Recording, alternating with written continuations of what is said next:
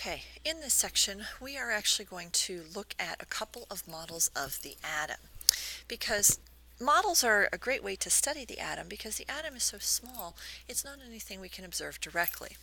So the first model we are going to look at is called the Bohr model of the atom.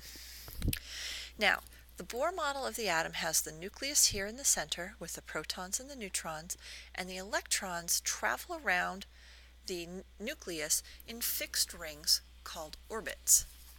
And if you take a look at that, you can actually see why it's oftentimes called the planetary model, because it appears like the electrons are actually traveling around the nucleus like planets around the sun. Each of these paths or orbits has a maximum number of electrons that it can hold. In other words, I can't just put however many electrons on each of the orbits.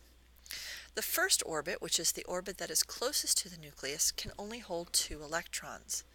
The second one can hold 8, and the third one can hold 18. These orbits get filled in order from the smallest to the largest. So if, for instance, if I'm placing 11 electrons, I would first put 2 in the first orbit, then put 8 in the second, and then put my single last one to make 11 in the third. You do not have to completely fill an orbit. It's basically just saying that's the maximum number that you can have in a particular orbit. The Bohr model was really good for kind of understanding what was happening with the atom. However, there was a serious flaw with this. It only really worked for hydrogen. So this model actually then got modified turned into what we now call the electron cloud model, which sometimes you will see written as the wave mechanical model. What we discovered about electrons is that they have the characteristics of both particles of matter and waves of energy. So we had to include this idea in the atomic model, which resulted in the creation of the electron cloud model. The electron cloud model differs in the arrangement of the electrons. Instead of traveling around the nucleus in a fixed orbit or path, they actually can exist basically anywhere outside of the nucleus. But there are some places, and those are represented by the darker circles around the atom here. They are most likely to be found in these positions called orbitals. So we have a higher likelihood of finding them in the dark areas on this picture than we do on the lighter ones. But you can see the lighter ones are still gray. We still have a chance of finding them there, kind of like a cloud. An orbital is a region with a particular amount of energy where the electron is most likely to be located.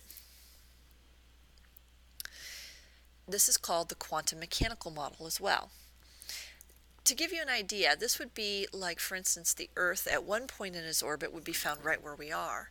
And then at another point we could be where Mercury is, and then at another point we could be out by where Jupiter is. We don't travel around the sun that way. We are much more predictable in our path. Electrons, however, are not.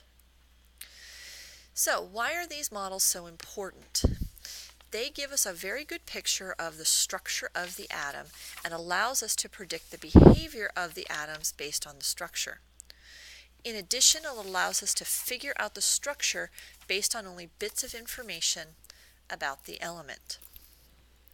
So what we're going to move into is an activity that actually involves making of models as well as the structural components that we talked about before in terms of protons, neutrons, and electrons and the properties that those particles impart.